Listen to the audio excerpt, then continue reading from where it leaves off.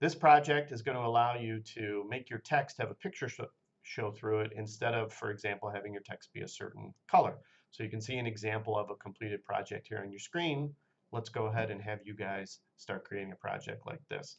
So what you want to do is first find an image. Think of something that means something to you, something you want to represent. It could be a beach scene, it could be a sports team, it could be whatever you want, something that you enjoy, something that's going to tell the user or the person who views your image something that you care about. And so for me, it's always bulldogs.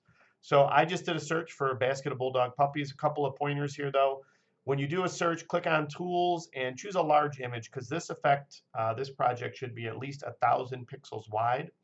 Once you have done your search, if you click on an image, it'll open on the right-hand tab. And if you hover over the image, you'll see in the lower left corner of the image how big the image is. So this one is 1200 by 876. That means 1200 pixels wide by 876 pixels tall. So once you have found one that works, try not to have watermarks, things like that. You do want whatever's in the image to kind of fill the image. You don't want it to just be a small part of the image. You want it to kind of be the majority of the image. Go ahead and save that image to your computer by clicking right-click, Save Image As. And again, check three things. Make sure that it's going to a folder where you'll know where it's at on your computer. Make sure that you name it something that makes sense. As you can see, this image has a nonsense name that needs to be changed. And then make sure it's one of those images that we can work with JPEG, PNG, GIF, something like that. Make sure it doesn't say WebP here. It says WebP, you're going to have to pick a different image.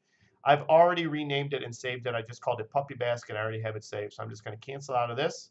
And I'm going to go into Photoshop. And I'm going to open it up. So I'm going to go File, Open. And find that image that I want to open, Puppy Basket. Click Open. And there we go. I've brought it in. So what I want to do now is I want to make a copy of this entire layer and just leave the background layer alone. You can do this in several ways in Photoshop. One way that you can do it, though, is just make sure the layer is highlighted and hit Control and the letter J on your keyboard. And that will just copy whatever's on the layer that you had selected to the layer above it. So it basically just duplicated the image right there. There's several other ways you could have done that as well. All right, I want to add a solid color layer momentarily, temporarily as well, to this image so that we can see the text effects as they're being applied a little bit more clearly. So down at the bottom of the layers palette, you should see a circle that's half black and half white, kind of looks like the yin yang symbol. Click on that and you're going to get a menu to pop up. Choose the top choice, which is solid color, and then click and hold your mouse in the color picker area and just move it all the way to the upper left and just pick a solid white color. We're eventually going to change that, but that'll work well for the image for now. All right, next thing is we need to put this solid color layer under our top layer. So I'm just going to move it in the layers palette underneath so that now the background, or I'm sorry, the layer one is on top. All right, what I want to do now is go ahead and select the top layer, and then we're going to go over to our tool palette, and we're going to make sure that we select the horizontal type tool, the very top choice in the type area. At the top, for right now, make sure that you're, go ahead and type in 200 is probably a good size to start with. We can always change the size of this momentarily. Make sure that your text color is white, and make sure that you have center chosen, and then go ahead and click right in the center of your image.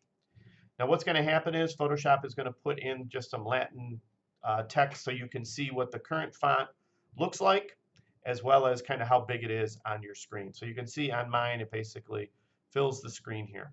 So what I want you to do now is pick a font that you like, but a couple rules about picking a font for this project. The font should be thick, and it shouldn't have a lot of like little flares or anything like that. I don't really know what to call it, but I'll show you an example of what I mean.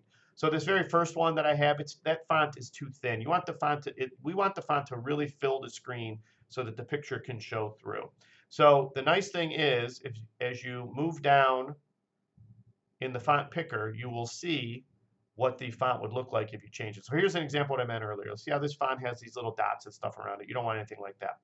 So the font I'm choosing to use for this, you could use like Arial Bold is not a bad choice, but I'm going to use Impact, but feel free to take a moment or two and again, look through this. Again, the font should be thick and take up a lot of the screen.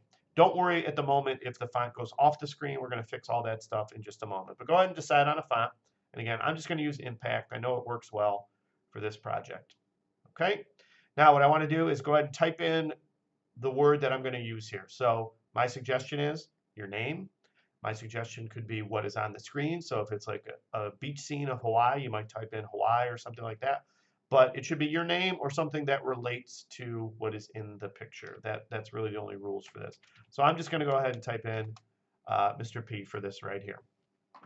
And once I've done that, I can go ahead and click the check mark right here. Don't worry about size or color at the moment, anything like that. We're going to fix all that stuff temporarily or momentarily. All right, hit the check mark, and now I'm out of that text area. And what I want to do now is I want to adjust my font so it fills the screen. So I'm going to do that in a couple of ways. Make sure I have the font layer selected, and I'm going to hit Control T, which is the transform tool. And I can then grab any of these little adjustment blocks on the side or the corners and start to make the text a little larger. Now, notice it's staying in proportion. All I'm doing is dragging with the mouse right now. If you want, for example, I want my text to be a little bit taller, but if I try to make it taller, it's also going to get bigger right and left as well. So one thing you can do, if you get your text to the right size, I'm basically going to stretch this until Mr. P fills the screen. Okay, but now what I want my text to get taller but not any wider. So I'm going to hold the Shift key down now and drag. And now you can see what happens, how it ends up just stretching in that direction. You can do the same thing to the left or the right if you wanted to do that. This way it only gets bigger in those directions right there. I can move my text around the screen now with that still selected. A couple final adjustments here, and I think that I am good to go. Basically, you can see how I have it kind of completely filling the screen. Now, one thing that you can do as well, if you have your text in the center screen and you like where it's at, I'm gonna shrink my text back down. So let's say my text is in the center of the screen, and when I grab these adjustment bars, see how it goes to the right but not to the left? One thing that you can do is if you hold the Alt key down, it will grow from the center, so it'll kind of go equally in all directions the way that you want it to there. Okay. Once I'm happy with where my text is, I'm going to go ahead and hit the Enter key. Or I could have hit the check mark at the top as well. Now, when you look at your letters, if there's too much space between them, one thing you can do is click back on the text tool and then click your cursor in between some of the letters. And then if you hold down the Alt key on your keyboard and hit your arrow keys, you can bring the letters a little closer together if there's like big gaps or something like that. If you just hit the backspace key, it jumps quite a bit. You can see what happened right there. I'm going to undo that. But if I hold the Alt key down and hit an arrow key, I can move those together a little bit. So I'm pretty happy with that. So I'm going to hit the check mark again. All right, so now what I want to do is I want to bring the type layer underneath layer 1. So I'm going to grab my type layer and put it underneath. So now layer 1 is back on top. Now I want to select layer 1 and click the 3 bars that are at the top of the layers palette and find Create Clipping Mask. It's a little more than halfway down. So again, I'm clicking these 3 bars that are part of the palette and clicking Create Clipping Mask. And what you'll see now is basically what's happened is layer 1 is clipped to my text layer, and only what is on the text layer will show through with the picture. So since there's nothing, since the layer is blank and all that's on it are the letters, the picture will only show through those letters. So I can do a couple of things here if I need to. For example, making sure that I'm on layer 1 and using my move tool, I could move this image around. So if part of the image is not showing that you want through, you can move it around. The other thing I can do is I can hit Control T, and I can make this image a little bit larger to get things to fit into the image the way that I want. So I'm pretty happy with that. I'm going to hit Enter. You always have to hit Enter or the check mark to get out of the transform tool, that Control T. So I'm pretty happy with what I have here. So let's make some adjustments to the text layer now. So click on the text layer. Make sure that is highlighted. Down at the bottom of the layers palette, you're going to see a little FX, and we're going to put a couple of layer effects on this layer right now. So I'm going to click that, and then I'm going to choose Drop Shadow on the menu that pops up. That's going to bring up a little dialog box here with the Drop Shadow. Now, one thing that you can do, your Drop Shadow probably looks a little different than mine right now. You can, in the area here, you can click and drag and move the shadow around. I like to have it coming like down to the right and down a little bit so it looks like the light is shining from above, but you can do what you want here. So just kind of move it where you want it. You don't want this to be like really exaggerated like this in this case. We want it to be kind of subtle. Once you have it where you want it, there's three things you can play around with right here. First of all, make sure this says multiply and the color is black. The opacity can be anywhere, if it's 100%, it's going to be completely opaque. I like it to be around 50%. And then you can play around with distance, size, and spread. But again, keep in mind we want to be subtle here. We don't want the distance to be so great and move away from the letters. And actually, you're really doing the distance right now when you move it around inside the screen. But spread, if you make it large, you can see what it does. Keeping it pretty low, I like to keep it at 0 actually for this. And my size is 27. You can play around with it to see what you want that to be for this size. Okay, once you're happy with that, the next thing you're going to do is you're going to click on the word stroke. Don't just click the check mark here, click the word stroke. That's going to bring us to the dialog here. So I'm going to use black as my color, but if I wanted it to be a different color, I could click the color picker and make it red, but I think that looks kind of bad actually. So I'm going to stick with black. You decide what works for your project. But again, we want subtle here.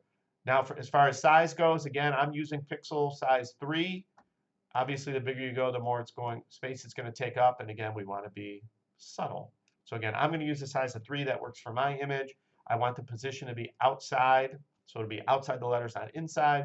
Blend mode, normal, and fill type color. Okay, once I'm happy with that, I'm going to click OK. All right, last thing we're going to do, well, there's two more things we're going to do. What I don't like now is I have a lot of empty space at the top and the bottom of my image, so I'm going to crop my image a little bit. You might not need to do this, you decide. So I'm going to click on the crop tool, which is 1, 2, 3, 4, 5 down from the top. And then I'm just going to grab the top and bring it down, grab the bottom and bring it down, bring it up, excuse me. Basically, I want the letters to be the focus of my image. Once I'm happy with it, I'm going to hit the Enter key, or I can hit the check mark here at the top. And now I've kind of cleaned that image up. All right, last thing we're going to do is click on Color Fill Layer 1 and go back down to that little half black, half white circle. And I want you to choose Gradient, which is the second choice down. So we click on Gradient. Now what I want you to do is we're going to make sure it's a linear gradient. We're going to start with that. You can change that later, but let's go ahead and go through it like this right now. Right now it's going up and down vertically, so I'm just going to put it at an angle. I think that looks a little better. Go ahead and click on the word gradient and then open the very first basic one and click on the first choice here. Your colors might be different than the ones I have right now, but don't worry about that. Okay, we're doing that because we want to go from one color to another, not from one color to transparent. And once you've done that, go ahead and double click on this first stop that's at the bottom. And that's going to bring up our color picker here. I could pick a color from here if I wanted to, but what I prefer to do is actually pick colors from the image. I'm actually going to click, for my picture, on this orange towel right here and pick one of these colors. And I'm going to click OK. Then I'm going to double click on the stop on the bottom on the other side and do the same thing. I'm going to use my color picker, and I'm going to pick one of the blues here from the other towel and click OK. That's a little dark, so I'm going to lighten that up a little bit and click OK. So basically what's happening is it is transitioning from this orangish color, which again, I don't actually like it. I'm going to double click on that again to pick a little bit lighter. I'm sorry, but can't help myself. And then click OK. And then click OK. Now, you can play around right now once you have your colors and change the type of gradient. But I'm going to stick with linear for this one right here and click OK. And there we go. Project is done. You can tell that I like bulldogs and my name is Mr. P, if you didn't already know that. All right, so now it's up to you to save this correctly to get it turned in. You should save it, save as, and save it to the cloud first. I'm going to call it Puppy Basket 2, since this is the second one I've done. And actually, I'll call it Puppy Basket Text 2. So this is saved as a PSD to the cloud. What I want to do now is save it as a JPEG to my computer to be able to turn in for this project. But you need to remember how to do that. All right, good work. Have fun with this.